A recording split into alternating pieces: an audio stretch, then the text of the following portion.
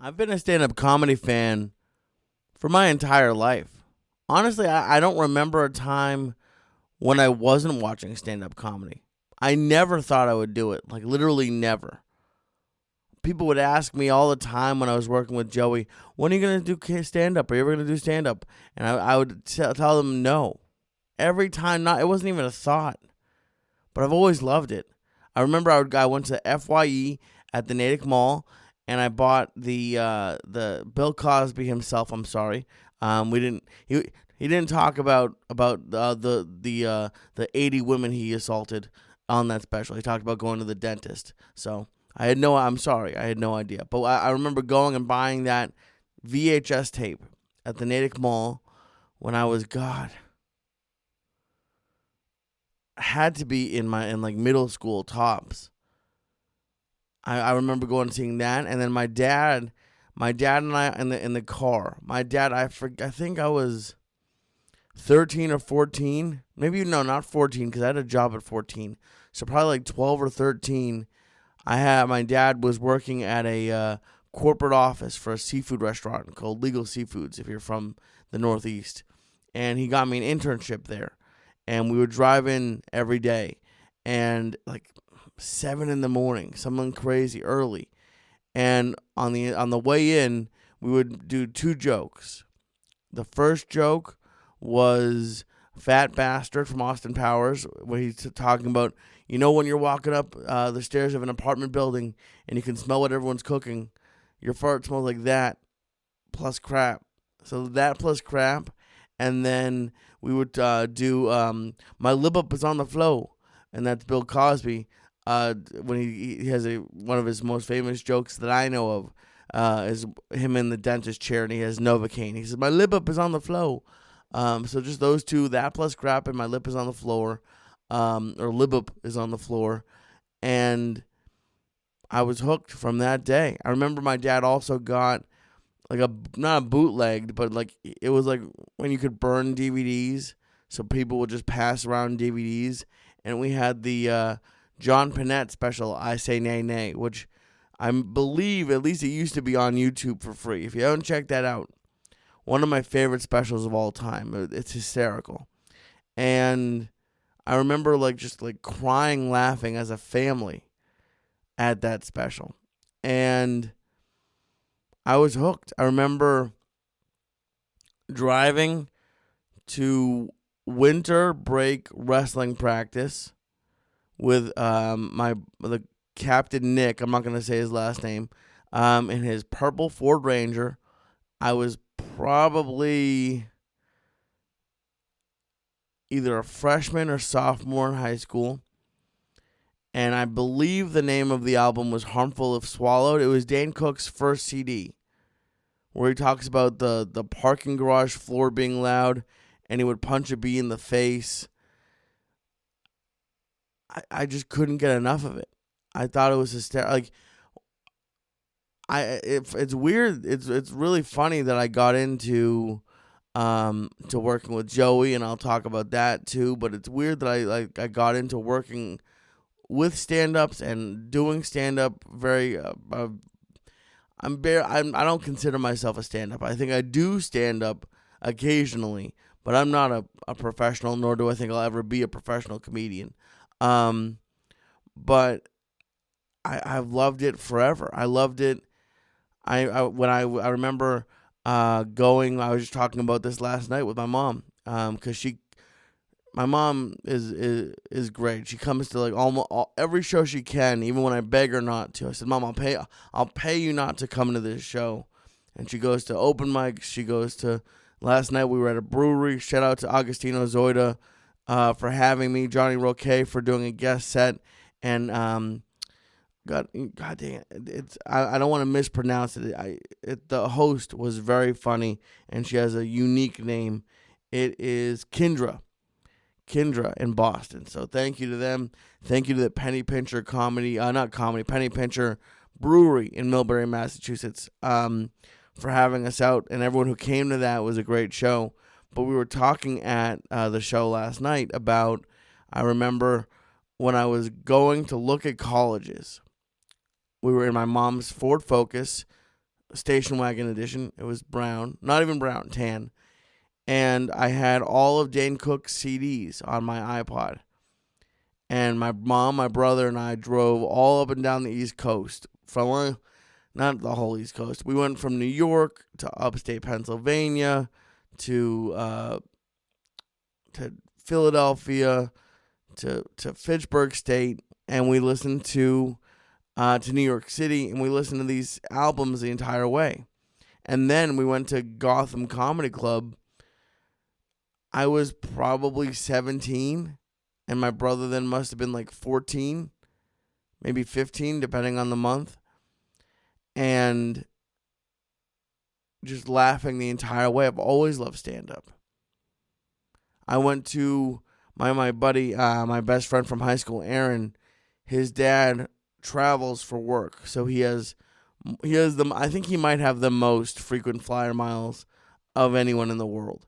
So he got Aaron, his girlfriend, myself, and our buddy Darren a room at the Marriott Hotel in Times Square. If you've ever been to Times Square, it's the hotel. I think it's called the Marriott Marquis, and it has like a Bank of America in it. If you've been to Times Square, you've seen it.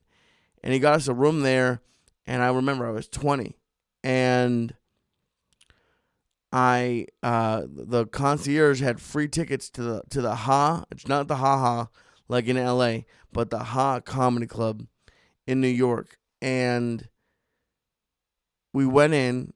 Got free because the concierge gave us free tickets. I was the oldest at 20. So spoiler alert. That was a weird tongue twister. Spoiler alert. Wasn't legally allowed to be there. Shout out to the concierge. And by the way, the guy checking us in at the comedy club. It's no longer there, so I can't get sued. You can't get sued.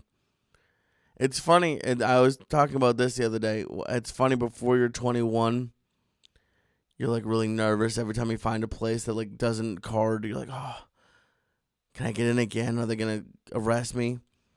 There was a place in the North End that didn't card. I remember going there a lot. There was a place in Cambridge that didn't card when I was in high school, but this guy at the comedy club didn't card, and we had so much fun. We went 2 nights in a row. But one night we were at the Hot Comedy Club, and I was drinking Long Island iced teas as a 20-year-old who wasn't much of a drinker before then. Wasn't like I was a seasoned drinker. I never really got it. And the weird thing is I'm a fun drunk. I really am. I've puked a few times. So, but everyone has. Can't blame me for that. Everyone pukes occasionally, but I'm not an angry drunk. I don't cry. I'm fun. You'll know I'm drunk because I make that noise with my mouth, and I start high-fiving people. But it never occurred to me. Like, I didn't enjoy I liked being drunk, but I didn't like the process of drinking. And I'm sure a lot of you out there who are listening, like, no one likes drinking. Someone does. Someone must like it, but it never occurred to me to drink like 3-4 times a week. But I was drinking Long Island iced teas. I had a little buzz going, and the comic on stage, have no idea who he was, looked at me and said, "How old are you?" And I said, 21. And it was the whole crowd blew up. They didn't kick us out. They kept serving us, but it was the whole night making fun of me for obviously not being slick and smart on my feet. 21, like I was answering a question. Like I wasn't sure. I was asking myself, but I loved it. I loved it, and then I got to LA, and I remember the first show I went to in LA was at the Hollywood Improv. I went with my buddy Matt and his wife, or they were engaged back then. Who knows? They might not even have been engaged. They might have just been dating. That doesn't matter. It was Ari Shaffir. It was way before I met Joey. Actually, Joey was supposed to be on the show, and he got a TV show, I think. So I don't even know if Joey knows this. I actually have a tweet to Joey that he responded to where I said, I was looking forward to seeing you on Ari's show. I can't wait to see the TV show. He said, sorry, thanks for looking to see. I forget his full response, but it was Ari's show, his storytelling show. This is not happening, and R.I.P.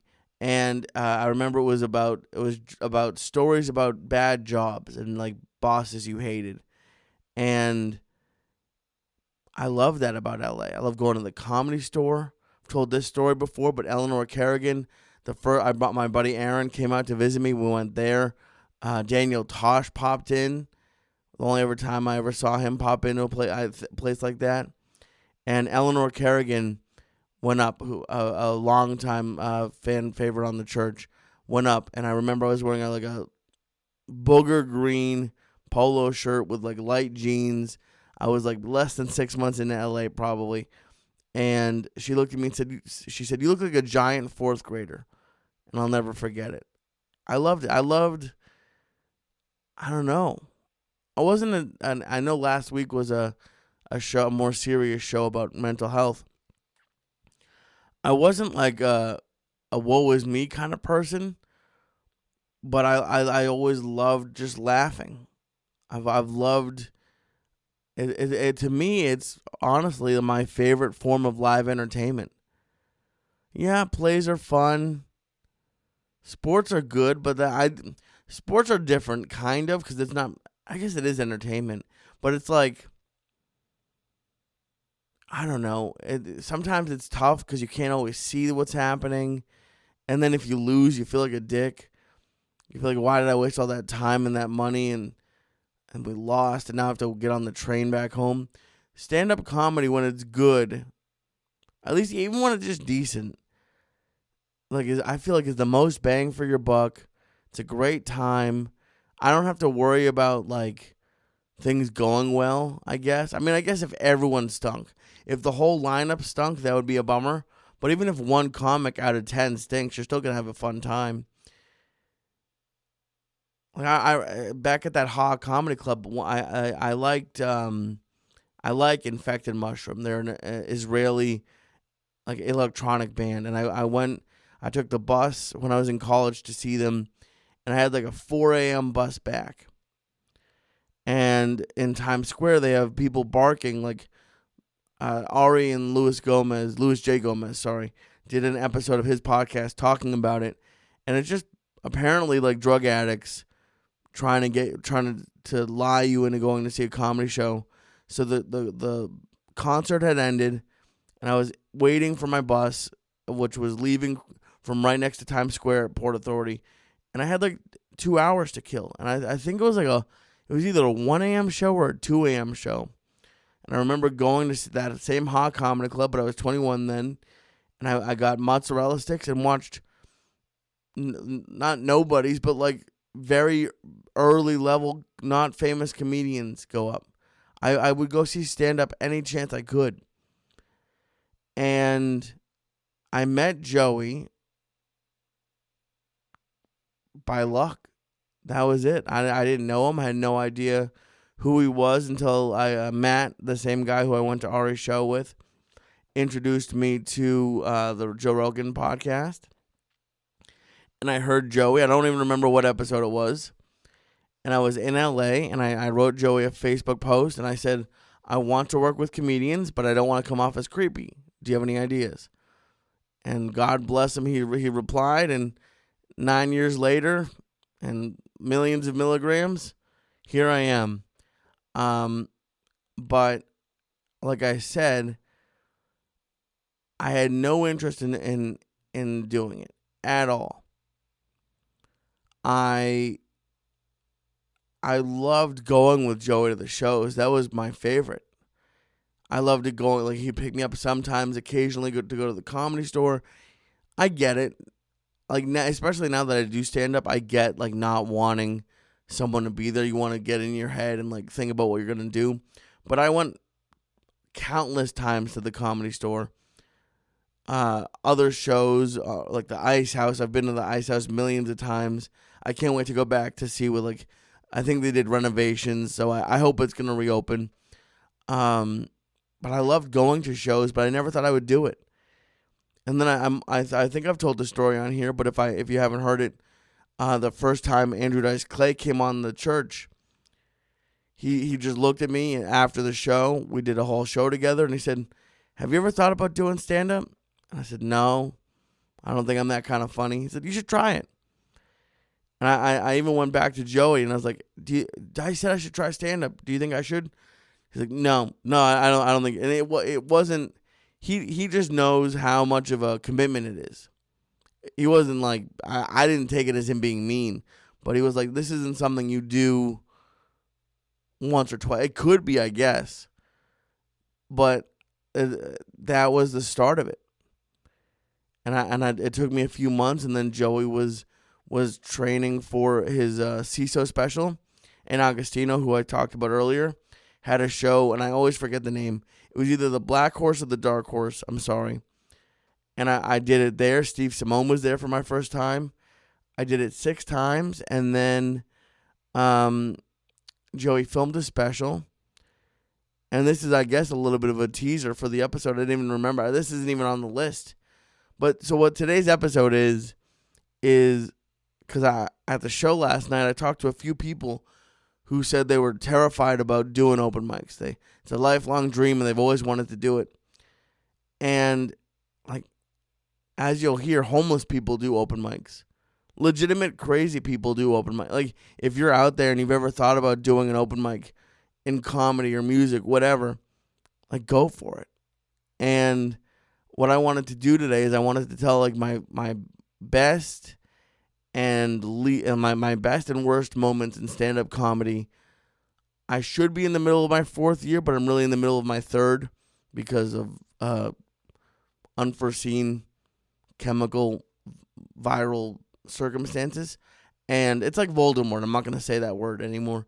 I'd honestly rather say Voldemort, but I'm still super new, but I've had a lot of great and terrible experiences, but I still love doing it. But what I was going to say was, and was not even on the list, one of my best moments was Joey filming that CISO special. I forget what show it was on. I don't remember if it was the last show he taped, because I think he taped 4 shows for that special. It was in outside of Chicago in Rosemont, Illinois. And I was wearing a suit. I think Joey said, you gotta look good. You're representing. You gotta wear a suit. So it was the last time I lost weight. So I actually had a suit that fit. I was looking good. And Joey got off stage, and I don't know if he did it or if someone saw me, but they somehow got me to go on stage, and I did no more than 5 minutes. Like, I had done it 6 times. Hadn't been to the 4th wall yet. And I told a joke about, the only thing I remember, and you can hear it on the Sociably, what was the name of his album? Is it Sociably Incorrect? Let me look it up. I'm sorry, Joey. Well, it's actually kind of not your fault, but it's the edible's fault. My memory's gone. Give me 1 second. Joey Diaz. Sociably. Hold on. Sociably Unacceptable. There we go. It's on the audio version of that CD. Is my 5-minute set. I honestly haven't even listened to it, but I told the joke about how I think it was, I like Chicago because they have a thing there called the combo, and it's an Italian beef sandwich with a hot Italian sausage in it, and it's delicious. But I mean, that's literally the only thing I remember. But it went great. I mean, for me, for a 6-time comic in front of a sold out comedy club, went amazing. But then it took me about a year, and I started doing stand-up, and I was hooked really immediately. I did it almost every night, hundreds of sets, and open mics. But I had an amazing time, and I wanted to tell you my best and worst stories. I think it's funny. and entertaining. But then B, if you've ever thought about doing stand-up, please, if you take one thing away from this, even if you stop listening now, just try an open mic. Everyone's bad, and there's legitimate, like, crazy homeless people there. Like, not like homeless, like, and that is another thing. I was talking to Johnny Roque. He's not homeless, but I was saying how I respect comics in that struggle year who can, like, still do it, because I would never be homeless for comedy. I just wouldn't. I don't have that in me.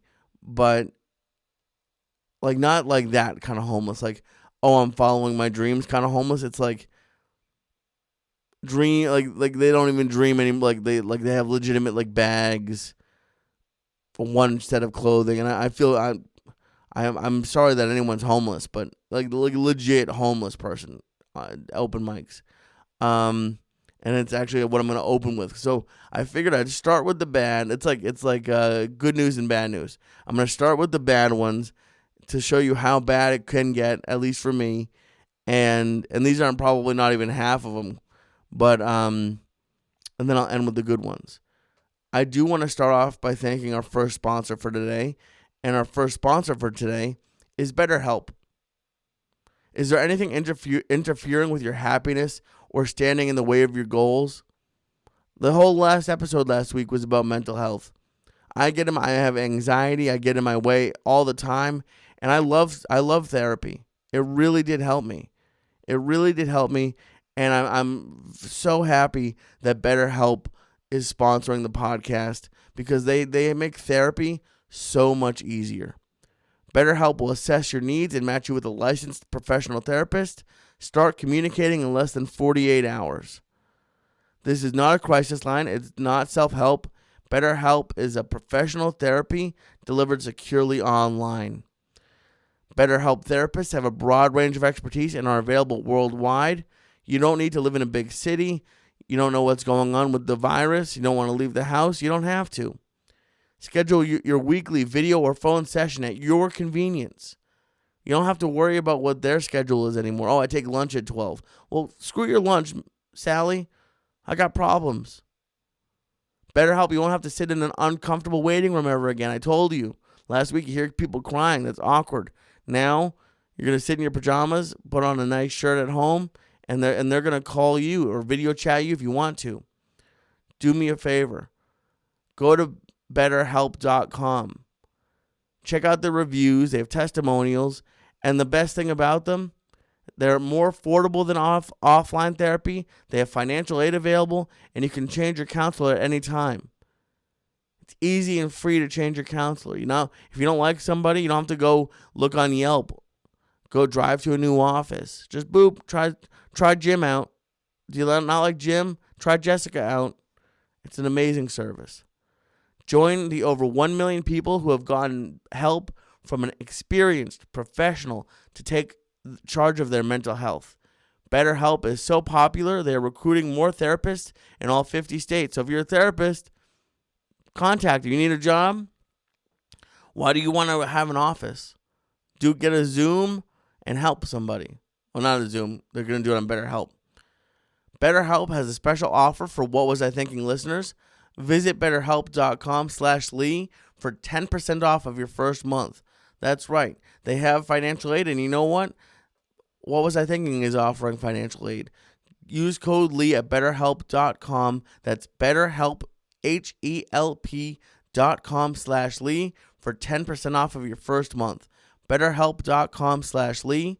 Sign up for BetterHelp today to start living a happier life. Thank you so much to BetterHelp. And these stories are going to explain why part of the reason I went to therapy. So, as I said, homeless people do open mics. Oh, I'm scared to do an open mic. Homeless people do open mics. You can do an open mic. I promise. And you know what the worst thing is about it? They're good at it. So here's my homeless open mic story. I actually have a few of them. This one woman came into the fourth wall one time and started talking about burning her house down on meth. That was interesting. This one was humbling. So before I left LA, there was an open mic at a library. Yeah. And it's not all the Comedy Store. Sometimes it's a side room at the library, and you get 1 extra minute if you have a library card. I didn't want the man knowing where it was, so I never got the library card. But they also had snacks. But it was a list. So when there's a list, you might sit there for a couple hours. So it was my first time there. The room was full, and I was new to stand-up, so I didn't realize you had to get there like an hour early. So I was like way in the end. And with open mics, usually, unless you're forced to stay, you'll do your set. You might hang around a little bit, but usually you leave. So like I was there, and there was like 4 or 5 other people. From a group of like 30 to 40, the 4 or 5 people were left. And there was this homeless dude. Not doing anything bad. Just being homeless in the library. Trust me, there's AC and comfortable chairs. I would have been there too. But he had all of his bags. He had a flip phone, which I thought was interesting because it was probably like 2018, 2019. And they called his name. And I was new to stand-up, and I was a little cocky. I was like, oh, I'm going to do better than him. He's homeless. Turns out, very funny. He was dirty, and it was a little dated, because he had like Everybody Loves Raymond jokes. But it was funny. He did better. He did a lot better than I did. I had to follow homeless, and I couldn't follow it. I bombed after someone who you look at some comic, like I look at comics who have a full day job, and I'm like, wow, how do you do open mics after? That's tough. This man doesn't even have a house, and he wrote better jokes than I did. This man lives on the street and had funnier jokes than me. And yet you keep going back. It's like gambling. Like when you win, you want to keep winning, and when you're losing, you want to try to win again. One of the funnier... I'm trying to think about the order I want to do these in my notes. Yeah, let's save that one. That one's good. I did a reaction video to this. If you haven't seen it, go check it out on this channel, on the YouTube channel. If you're watching it there, which thank you, and if you're not, check it out. Every Thursday I do a reaction video. And if you're listening or do listen, I've started releasing those audio files on this feed, the What Was I Thinking feed. But I did a reaction video to me getting announced at the La Jolla Comedy Store as Lee Syatt. If you didn't know, my name is Lee Syatt, not Lee Syatt. And God, it was terrible. This is way worse than the homeless guy. But this is just to show you how, like, when anything that could go wrong does, and it's still, like, you're still okay. That's the goal of this, like, of these bad ones, to show you, like, I still do it. It's still fun, but, like, it's, like, in the moment, it's demoralizing. So, if you haven't watched the video, or even if you have, there's a piano player there, very nice. Asked me my name. He's Vicky Barbalak's husband. Met me at the podcast before.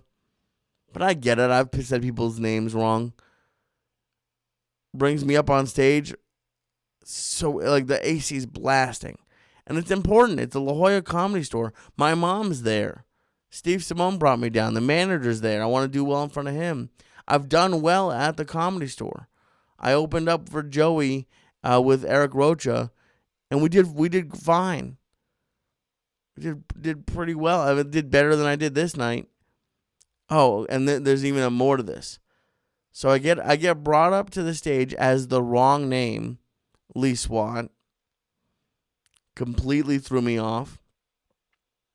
And then a girl that I've been talking to, which I don't understand the kids' lingo these days. It's like the time before going out where you're just like chatting. Like, I guess it's flirt. I guess talking means flirting. I'm so old. But we had been talking, and then we weren't talking, and then she was there. And I had no idea she was going to be there. and she was sitting like front row. And that threw me off. And I get on stage, and I've been doing pretty well. I'm thinking okay of myself, and they did not like me at all. Like, just straight from the very beginning, I just didn't do well. And it's tough because you're the host, like you're the first person that goes up. You want to set the show off right, and I didn't. Like, I remember and it's not like, this has happened a few times. Like, the manager, this didn't happen a few times with the manager. It happened a few times at shows with other people. But the manager liked me, and I remember at the end, I did so bad. He was like talking to the other comics, like, everyone did great. Like, you did great. He's like, bye, Lee. So I didn't do great. That actually happened also at one of my first shows, and it was a booked mic at this little how do I say it nicely? Independent theater in Hollywood. They were very nice to me. I don't honestly, even if I wanted to tell you the name of it, I don't remember it. But a comic put on a booked mic. So there's open mics where anyone can sign up, and then there's like a level between shows where there's booked mics. So you're still an open mic. You're still not really great, but like at least someone asked you to come. And I made the mistake of posting it on my Instagram stories.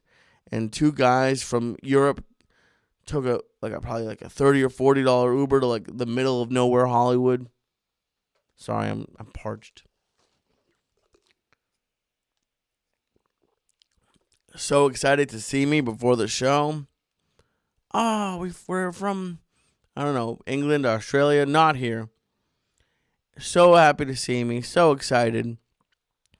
And I didn't do well, and then they just didn't, like, they saw me after the show, but then like no hi, no, you'll get them next time.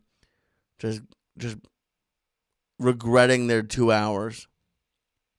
It's awful. And let's go with this one, because you're going to hear about this later on the good side. But one of my worst bombs was at the Ontario Improv on the Dirty Show with the Smash Brothers. Shout out to Corey and Chad.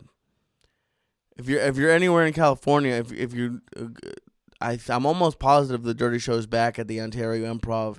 It's like every 3 weeks, I think, on a Tuesday.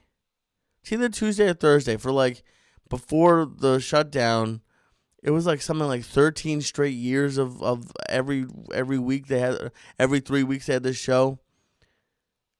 Pretty amazing. But it's called The Dirty Show. And I was 6 months in, and not a very dirty person. And it's an interesting show because normally the host will do like 5 or 10 minutes and then bring you right up. At The Dirty Show, Corey and Chad do half an hour, and then they like give away sex toys. It's a fun fucking show. You should go. But they give away sex toys. They were smacking a girl in the ass with a sex toy. And then they're like, all right, coming to the stage, Lee Syatt. They got my name right, thank God. And I have a joke that's real about, again, there's a lot of homeless talk in today's episode, but a homeless woman saying something to me. I don't do it that much anymore, but 6 months in, I was doing it. And I open with like something to the effect of like, I had something crazy that happened to me last week. Like a just very like 80s hacky opening. And again, this is right after 30 minutes of super dirty jokes. Not super dirty, but dirty jokes. Giving out sex toys, and I go, something crazy happened to me last week, and I hear a woman. This is all I hear. I don't hear any laughs. I hear a woman go, ugh. That's a good audience member. That's really gonna boost my confidence. Ugh. It's like when you forget your phone in your apartment, you gotta walk back. Ugh. And needless to say, I did not do well. After when they were relieving me of my duties, they said, "Come on, guys, he's been doing it for 6 months. That's pretty good for 6 months." and I just didn't do well. But you'll hear about it in the good parts, because of that night, I wrote dirty material to like have it if I ever needed it. Because here's the thing you might not know about stand up. Like even my mom, if you ever watch comedians in cars getting coffee, my mom loves that show, and she brings it up, and it's true. Comedians are not obsessed with time. I don't know if obsessed is the right word, but everything we talk about is how much time is this joke? How much time are you getting on the show? How much time can you do? And when you're new and you get 7-10 minutes, all you have is 7 to 10 at best. Maybe you don't even have that, but you said yes. But at best, like, you're like, okay, I'm going to do every joke that I have. And the problem or the benefit to having more material, I'll do it that way, is like, let's say you start a topic and then they don't like it. You're like, okay, let's try a new topic. When you're doing every joke that you have, you're like, okay, well, it doesn't matter if they don't like it because this is what I have and this is what I'm doing. So there was nothing I could do. Nothing. I even when it wasn't going well, I was like, well, I have like 7 minutes and I have 7 minutes of material. So there's no redoing anything here. There's no trying a different angle. It's like, well, they're going to hate the next 7 minutes. And this isn't even really a bomb, but this is probably my funniest tough comedy story. I had a couple crazy things happen with the Comedy Store. So the first time I ever did the Comedy Store was Joey's birthday show in the original room.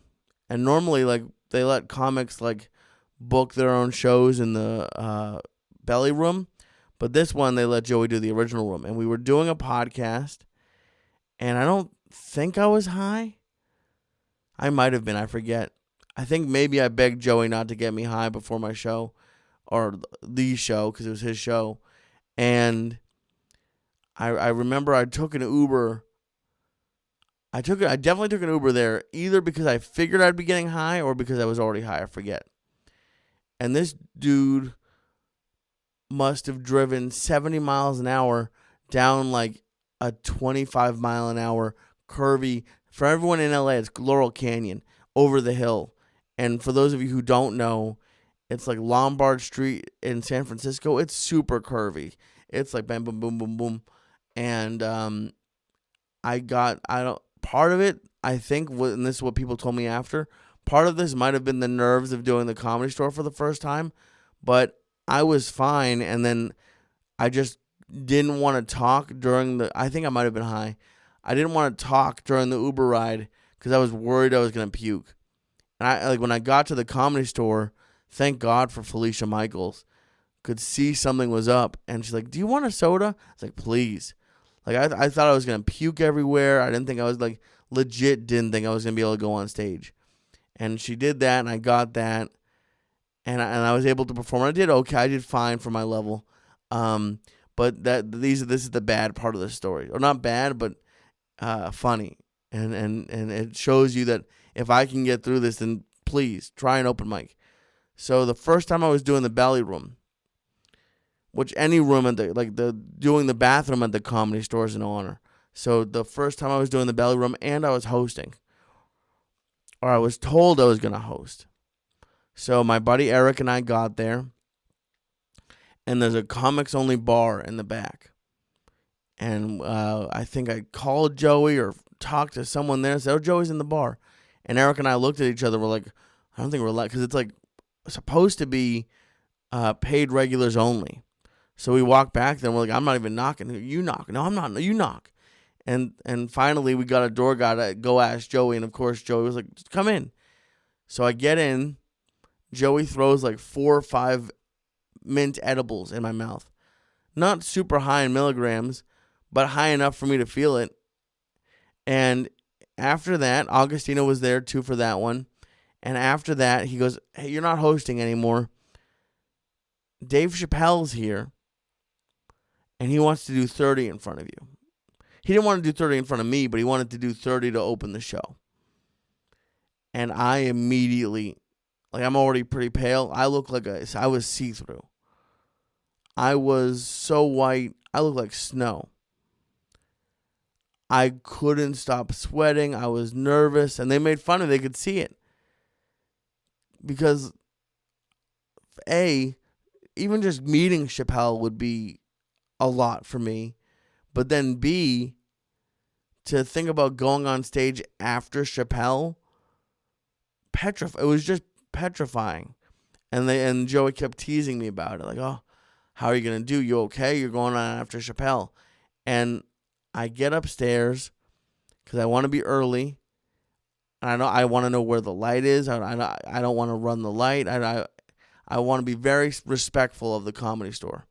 And then right before I go on, first time there, right before I go on, like the show's about to start, they're like, we're going to get ready to start the show. And I goes, where's Dave? And Joe goes, Dave's not here. You're going up first. And I was like, it was relief, but also terror. And I got up and I was feeling the edibles. The set went pretty. It's always easier, like Joey said. It's easier when the audience knows you. So I'm not saying I didn't do okay, but I was getting laughs where I probably shouldn't have been getting laughs. And I was so high I started repeating a joke. And I noticed it. And I made a joke that like landed. Like, come and see me when I'm sober. I promise I'm funny. But it was going okay. And the problem is, and I was talking about this with Kendra last night, the problem about hosting is the comic's name, or even when you're not hosting, if you have to bring on somebody after you, remembering the person's name and credits while you're doing stand-up is very hard, at least for me, so new at this. But Eric was going on after me. I had known Eric for a year and a half, at least, probably. Forgot his name. Like, I remember during my last joke, I was like, fuck. I didn't talk about bringing Eric on.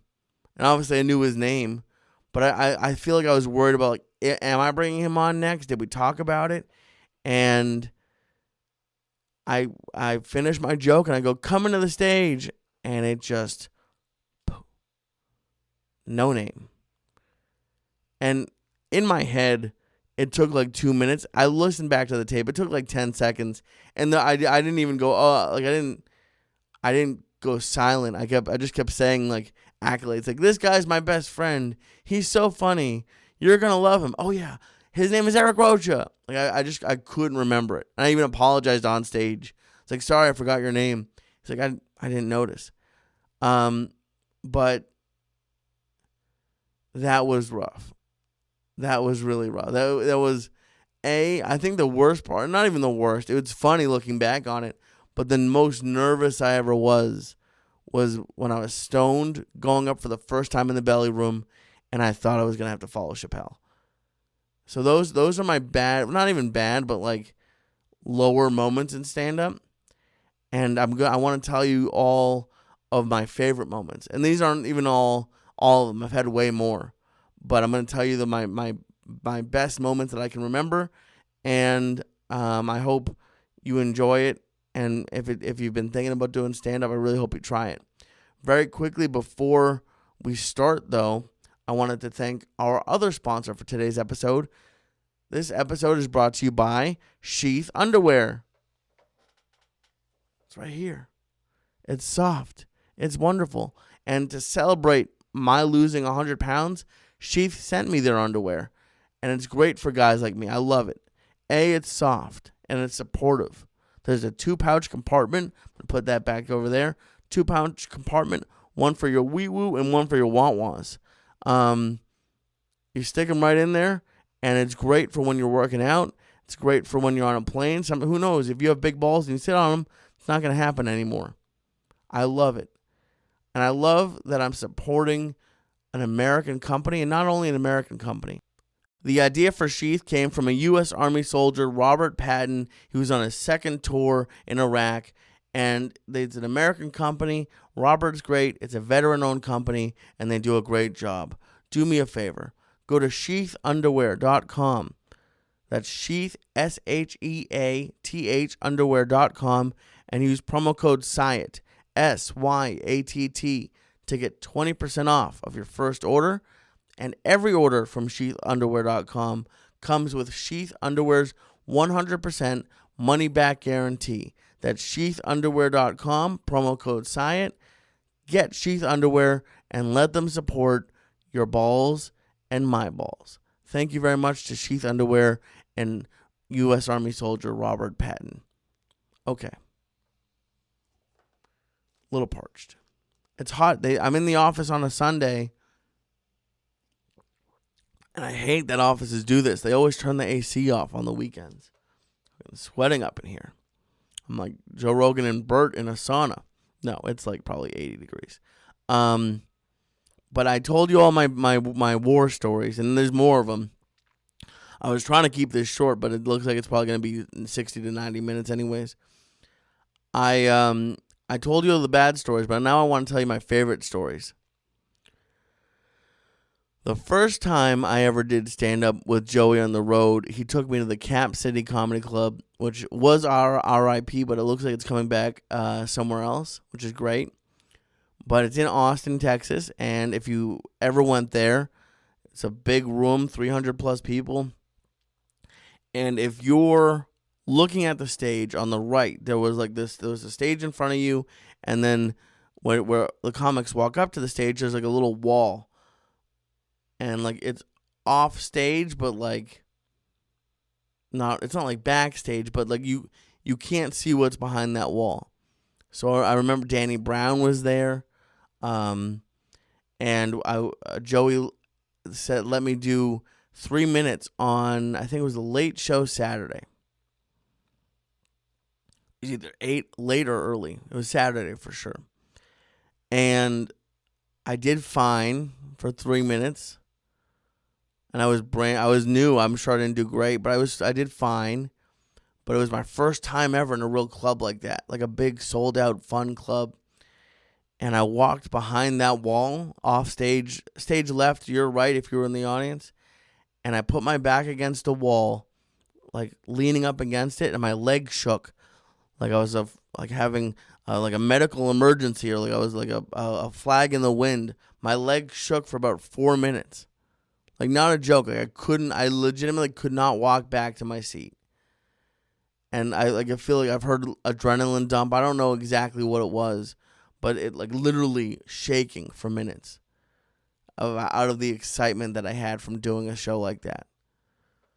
Actually, one of the funnier jokes Joey ever told me was right when I started stand-up. I did a show with Rodrigo Torres at, I forget if it was Brea. I think it was the old Brea. And I drove down. I got there super early because I didn't want to be late. And I tried to get some food, and I could barely even choke down a side Caesar salad. And I went to Joey later on, the next time I saw him, and I said, "Hey, can you eat before shows? I can never eat before. I feel sick before a show. Like I couldn't imagine eating before a show." And he looked at me and went, "You should do more shows then." And it to this day, it still makes me laugh. But I couldn't eat. And it's just like that. Those nerves are exciting because when it goes well, it's like there's nothing better. So, I mean, sex is great, but you don't get to have, it's not like the benefit, I guess, or the better, sex is better. I don't know. They're different because the benefit of it, especially when there's a big crowd and they're all laughing, that feeling is like sex for your ego and your brain. I think that's why a lot of comics stick with it through like 10, 15, 20 years of obscurity and being broke. I can't do that.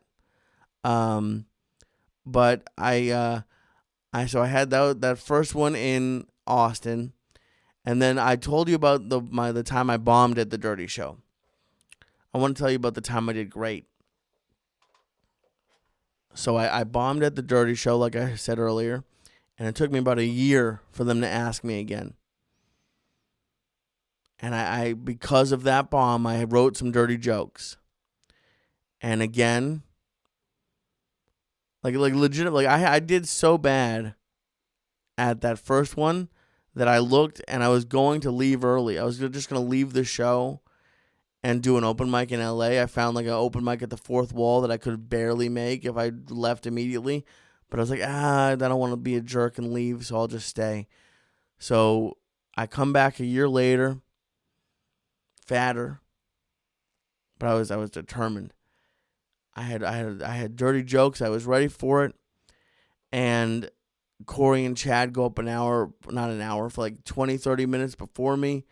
Sex toys again. They killed it. They did great. And I get up there and I've had a few nights like this in my career where like it just goes well. Like one that's not even on this list is I did a restaurant show in Riverside where it was like literally like a plastic folding table in the corner. And like I just somehow took control. I don't know how to replicate it or what I need to do to get there. But sometimes when you're on stage, you're in control. And I just, honestly, at that dirty show was probably one of the best sets of my life. I did really well. I'm sure for like a seasoned comic, it was just okay. But for me, I did really well. And I can't tell you like it's almost like losing a boner with a girl and you're like, fuck, I gotta make this up. I promise it works. And to be able to show them a year later that I wasn't the world's worst comedian, it was an amazing feeling. Oh, it was amazing. And one of the I have two Comedy Store stories, and then I'm gonna end with my favorite comedy night ever. The first one is just kind of funny. It's not my favorite, and then I'll tell you my favorite Comedy Store story. So I was at the La Jolla Comedy Store with Joey and Eric. Was doing pretty well. I was hosting, and I had a good set. And this is not a complaint, especially because I'm dating somebody now. But a lot of comics get into stand-up to like meet chicks. And I was always a very shy, nervous person. Never met someone at a show and hooked up with them. That's actually not true. I didn't. So that early show, that show in the OR where I almost puked, I did well, and I came outside. I was feeling good. This is a digression. And there was this woman, ma'am, and I just started talking to her.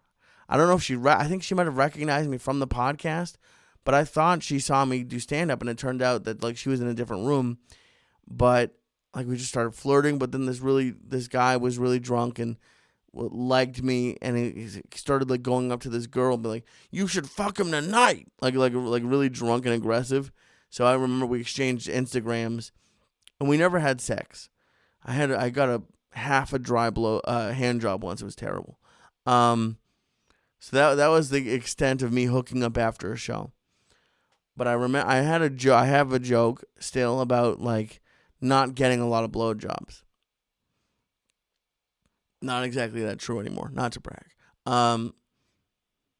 That's neither here nor there. So I have a joke about that, and this woman came up to me at the La Jolla show and said, "I'll give you a blowjob. Like, just set it." I was fat. I wasn't like, I was medium fat. I was fatter than I am now. Probably 40-ish pounds bigger, I would guess.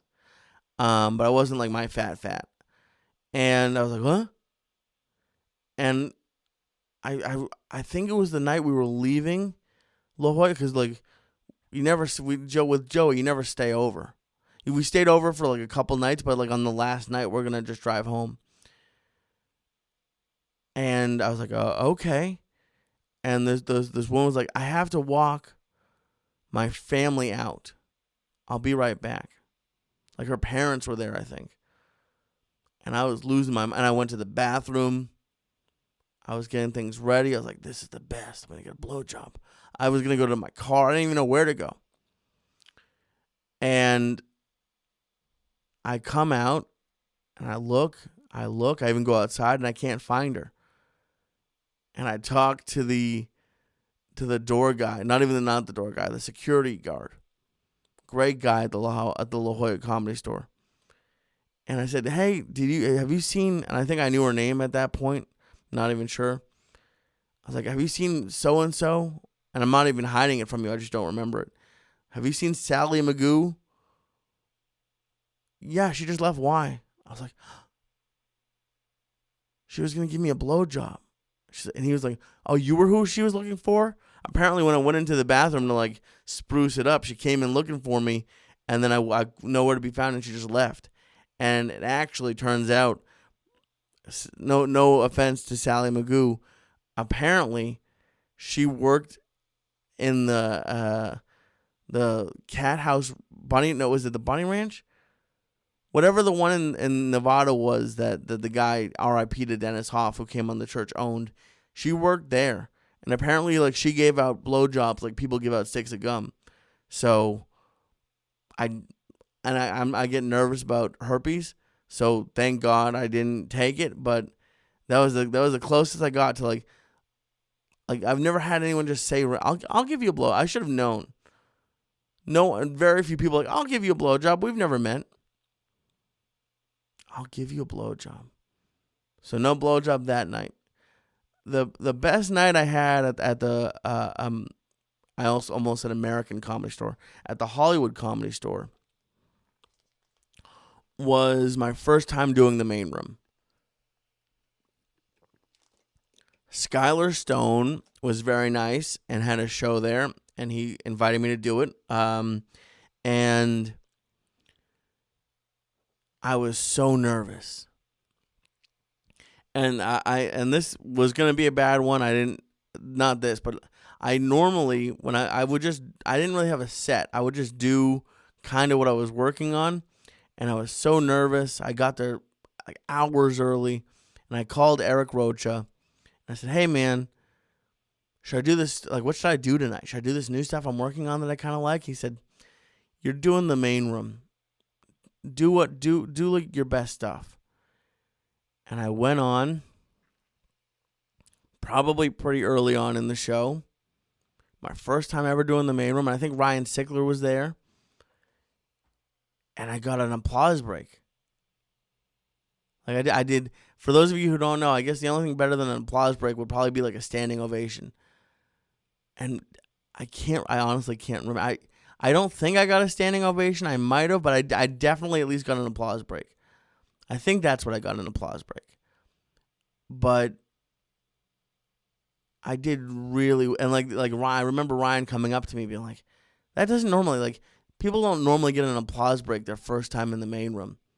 And trust me, I have a bad story about the main room too.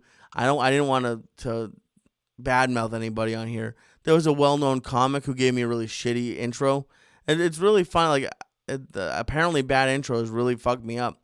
I had this really like, he's not really A-list anymore, but he's like still pretty high up, still sells theaters. I loved him growing up, and I was going on after him, and he brought me up and he went, "God, ladies and gentlemen, there are some comics when they come on, when they come to the stage, all the other comics at the Comedy Store rush in to see what they're doing. This is not one of them. Coming to the stage, Lee Syatt. He had no idea who I was. It wasn't like a personal thing. He didn't see me before and think I stunk. He just didn't know me. But like I bombed after that. But killing my level of killing versus like a professional, like a Sickler, a Simone, a Joey, like I didn't do nearly as well as they did. But for my like 1.5, 2 year level of stand up, doing that, getting an applause break in the main room, one of the best, like probably second best night in stand up. And this is my best night ever in stand up. Probably will always, no, even if I somehow got a special, which will never happen. I think this will probably would be the best night. So Joey was doing the Wilbur Theater in Boston and invited me to come with him. I really didn't travel with Joey that much. Like San Diego, I went to San Francisco once or twice, short ones, Vegas, but I never really did big, like bit long trips, and I certainly didn't perform if I did go. And he invited me to do the Wilbur because I'm from Boston, and I went there as a kid, and he let me bring my mom. I'm getting excited, so I started mumbling. He let me invite my mom. I was so nervous. I remember my mom got to the hotel right next to the Wilbur early. And I think I even had my set list like typed up and printed out because I wanted to be able to read it. And I remember I was standing on the balcony with my mom in the room alone. I wanted to go. I was so nervous. I was going on first, 1,100 people. And I couldn't. I was so nervous. I was gonna let Joey down. I was gonna bomb. I was gonna ruin the show. And I just kept going over and over my set list. And I go out, and I didn't do well the night before either. We were at Foxwoods, 1,100 people as well. Different style theater, but I didn't bomb, but I didn't do great. But like the Wilbur was so my mom was gonna be there. Your mom's in the motherfucking stands. Shout out to your mom's house. And I go out, the crowd goes nuts, feels awesome. It's my first time doing, like a second time doing a theater. It's the Wilbur Theater, and I do it. I'm doing really well. I had a really good set. I don't think I got an applause break. I did well, but the reason why it's my best night in comedy is I made one person laugh. Which normally, for one joke, I made only one person laugh. And you would think that would be a bad thing. But I made a joke, and I forget why it came up. And this was not a joke I had written, and it's not a joke I've ever said before or I'll ever say again. But I had a joke that came from truth about me not... I would always order milkshakes. Like, this was a tag. It wasn't a whole joke. But I had a punchline or a tag about ordering milkshakes because I didn't like when my hands got sticky eating real ice cream. And that's completely true for me being a kid. My mom talks about it all the time. And in a room of 1,100 people, I could hear my mom laugh. And...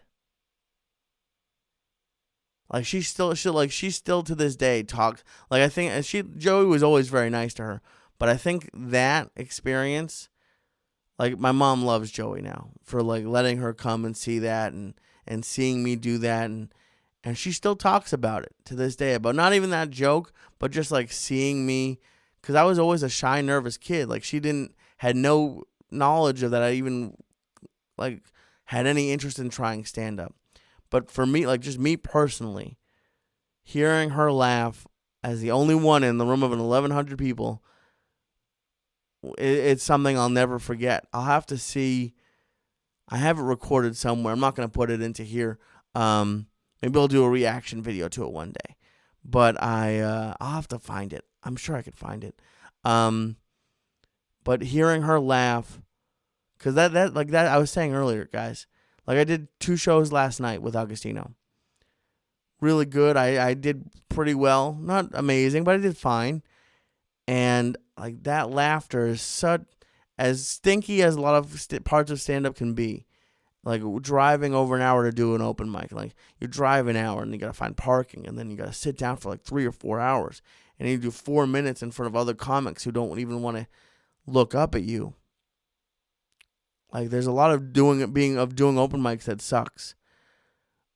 But when you make when you make a crowd laugh, even if it's 4 people, like when you make 4 people who don't know you or like who are there to laugh,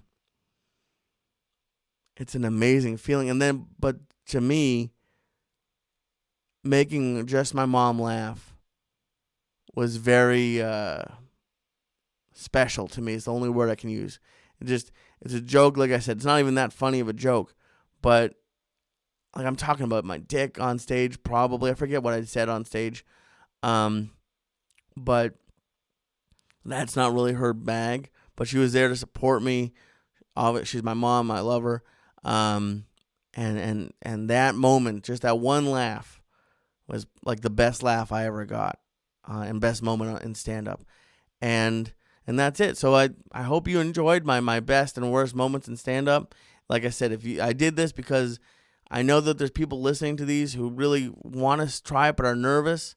Listen, I had a woman go, ugh, to me, like from that high of making my mom laugh in a theater of 1,100 people who were cheering for me to, ugh, you can do it. Homeless people, crazy, legit crazy people do it. So you can do it. I want to thank you all for listening. I wanted to thank our sponsors again. Don't forget, go to sheathunderwear.com and use promo code Syatt to get 20% off of your first order at Sheath Underwear. And don't forget, every order comes with Sheath Underwear's 100% money-back guarantee. That's sheathunderwear.com, promo code Syatt to get 20% off of your first order. And BetterHelp. This podcast was brought to you by BetterHelp. Join the over 1 million people who have gotten better, who have gotten help from an experienced professional to take charge of their mental health. Go to betterhelp.com/Lee for 10% off of your first month. That's betterhelp.com/Lee for 10% off of your first month. Sign up for BetterHelp to start living a happier life today. Thank you to BetterHelp and to Sheath Underwear. Thank you for watching and listening. Don't forget, I have a YouTube channel, a Patreon, and I also have the Laughing with Lee ringtone on iOS. So go check that out if you haven't listened to it yet. It's a great ringtone. It's like $1.29, and I get like 50 of those cents. I really appreciate all of your support. Thank you for supporting myself, the sponsors, and all the other comics. I love you, and I can't wait to see you next week on the What Was I Thinking podcast. Bye, guys.